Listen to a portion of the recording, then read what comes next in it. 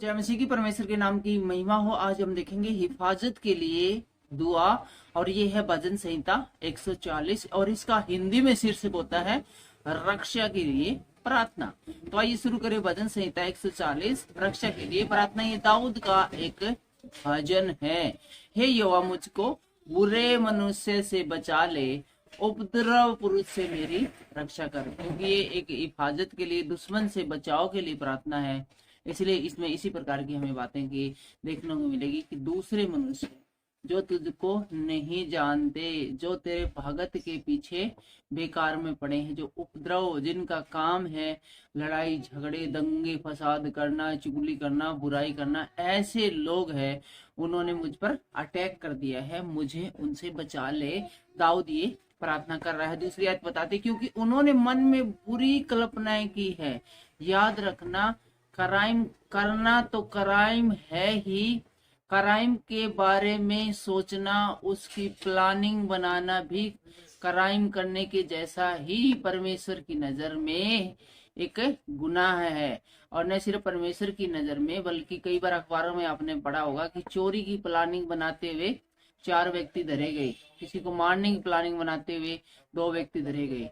तो प्लानिंग बनाना, मन में विचार करना, किसी के बारे में बुरा सोचना, इसकी सजा भारतीय संविधान में भी है, भारतीय दंड संहिता में भी हमें देखने को मिलती है। क्योंकि उन्होंने मन में बुरी कल्पनाएं की है, वे लगातार लड़ाइयां मचाते हैं, और मन में बुरी कल्पनाएं हमें नहीं करनी है। और वो जो दाऊद के दुश्मन है वो लगातार लड़ाइयां मचा रहे हैं, ऐसी शिकायतें हैं। इस प्रकार की जो बात है वो दाऊद परमेश्वर से कह रहा है। तीसरी आयत कहती है, उनका बोलना सांप का काटना सा है। जो पीड़ा, जो दर्द, जो डर सांप के काटने से होता है, ऐसा ही मेरे दुश्मनों के भी होता है। वो जब भी बोलेंगे, जब भी मुंह खोलेंगे, बुरा ही बोलेंगे। उनका काम ही है लोगों को श्राप देना, लोगों की बुराई करना, लोगों की चुगली करना, और कोई अच्छी बात नहीं बोलेंगे। जब भी सामने आएंगे 2 4 5 7 कमियां निकालेंगे। उनके मुंह में नाग का सा विष रहता है। जिस प्रकार नाग बेहद जहरीला होता है और उसका जो जहर उसके मुंह में होता है, किसी को भी काट लेता है तो उसका नाग का जो जहर है उसके शरीर में ट्रांसफर हो जाता है। इसी प्रकार जो दुष्ट पापी लोग हैं, उनके मुंह में भी जहर है, वो नाग के जैसा खतरनाक है, वो जहर भरा रहता है, और हमेशा वो गलत ही बोलेंगे, जहरीली बातें ही करेंगे, कटीली बातें ही करेंगे। 2 बोल मीठे किसी के लिए वो नहीं बोलेंगे। किसी की तारीफ न करने की उन लोगों ने कसम खा रखी है, करेंगे तो बुराई करेंगे। और चौथी आयत कहते हैं, हे यहोवा, मुझे दुष्ट के हाथों से बचा ले, उपद्रव पुरुष से मेरी रक्षा कर, क्योंकि उन्होंने मेरे पैरों को उखाड़ने की युक्ति की है। तो दाऊद कहता है कि उन्होंने मेरे डेरों को उखाड़ने की युक्ति की है। वो इस प्लानिंग में है कि इसका नाश कर डाले। ये जिंदा ही क्यों है? चारों ओर से उसने मुझे, दुश्मनों ने मुझे घेर लिया है। इसलिए दाऊद दोबारा फिर से प्रार्थना करता है, वाह, उपद्रव पुरुष से मेरी रक्षा कर। उपद्रव पुरुष माने तेज स्पीड वाला झगड़ा करने वाला, एक बड़े स्तर पर झगड़ा करने वाला, हमेशा लड़ाई के लिए बिल्कुल तैयार। कुछ लोगों को आपने देखा होगा, उनको जब भी छेड़ो, जब भी देखो, वो लड़ते हुए ही मिलेंगे। घमंडियों ने मेरे लिए फंदा और पासे लगाए और पथ के किनारे जाल बिछाया है। उन्होंने मेरे लिए फंदे लगा रखे हैं।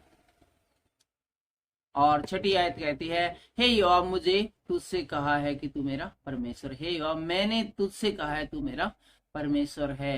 हे यहोवा, मेरे गिड़गिड़ाने की ओर कान लगा। यहोवा परमेश्वर को जब हम अपना परमेश्वर कहते हैं, तू मेरा परमेश्वर है, तो फिर हम उसके पाने के हकदार बन जाते हैं। और हम जब उससे गिड़गिड़ा कर प्रार्थना करते हैं तो हमारी प्रार्थना की ओर परमेश्वर अपने कान हमेशा लगाता है, अपना मुख का प्रकाश हम पे चमकाता है। 8वीं आयत में लिखा है, हे यहोवा, दुष्ट की इच्छा को पूरी न होने दे। दुष्ट की इच्छा को पूरी न होने दे। परमेश्वर कभी भी दुष्ट की इच्छा को पूरी नहीं होने देता है, क्योंकि ऐसी चीजों को न तो कोई गवर्नमेंट, न कोई सरकार, न कोई कानून है वो प्रोत्साहित करता है जिसमें दुष्टता हो, जिसमें क्राइम हो, जिसकी वजह से बाकी लोगों का जीना है वो प्रभावित होता हो, और दुष्टों का काम ही बाकी लोगों के जीवन को प्रभावित करने होता है। हालांकि परमेश्वर खुद दुष्टों को बढ़ावा नहीं देता, फिर भी इसके बावजूद दाऊद कहता है कि हे यहोवा, दुष्ट की इच्छा को पूरी न होने देना, उसकी किसी भी इच्छा को पूरी मत होने देना, उसकी बुरी युक्तियों को सफल न कर। उसने जो प्लानिंग बनाई है, जो बुरी बुरी किसी को मारने की और करने की प्लान बनता है, उनको तू सफल न कर, नहीं तो वह घमंड करेगा। यदि इस प्रकार के लोगों की उन्नति होती जाती है और वे बलवंत होते जाते हैं, तो वो पहले ही घमंडी होते हैं और फिर और भी ज्यादा घमंड करते हैं। 9वीं आयत में इस प्रकार से लिखा है, मेरे घेरने वालों के सिर पर उन्हीं का विचारा हुआ उत्पात पड़े। जो मुझे घेर कर मार डालना चाहते हैं या अपनी युक्तियों में, अपनी प्लानिंग में फंसाना चाहते हैं, वो प्लानिंग उन्हीं के ऊपर 10वीं आयत में इस प्रकार से लिखा गया है, उन पर अंगारे डाले जाएं, वे आग में गिरा दिए जाएं और ऐसे गड्ढों में गिरे कि वे फिर उठ न सके।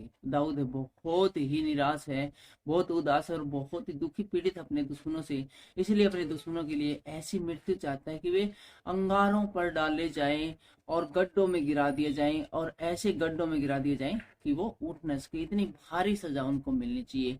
एक पीड़ित व्यक्ति ही अपने दर्द को इस प्रकार से बयां कर सकता है। 11वीं आयत कहती है, बकवादी पृथ्वी पर सितर नहीं होने का।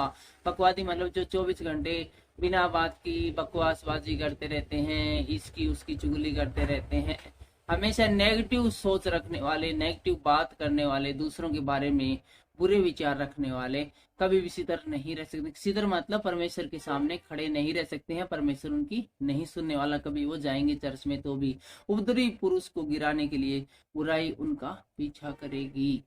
किसी को गिराने के लिए बुराई उसका पीछा करती है, बुराई ही किसी को गिराती है। कोई यदि गिरता है तो उसके गिराने में सबसे बड़ा हाथ वो जो बुराइयां करता है उसका होता है। इसलिए याद रखें, यदि आप बुराई करते हो तो निश्चय आप थोड़े समय बाद कभी भी गिर सकते हो। कोई आपका इंसान आपकी कदर नहीं करेंगे, परमेश्वर भी आपकी नहीं सुनेगा। जब परमेश्वर आपकी नहीं सुनेगा, इंसान आपकी नहीं सुनेंगे, तो फिर आप तगड़ी मुसीबत में फंस जाओगे, शैतान आपको मरवा डालेगा। 12वीं आयत कहती है, हे यहोवा, मुझे निश्चय है कि तू दीन जन का और दरिद्र का न्याय चुकाएगा। दीन जन और दरिद्र का न्याय है वो कानून चुकाने की कोशिश करता है लेकिन चुका नहीं पाता। यदि कोर्ट में गरीब आदमी अपना मुकदमा लेकर जाएगा तो वो हारेगा।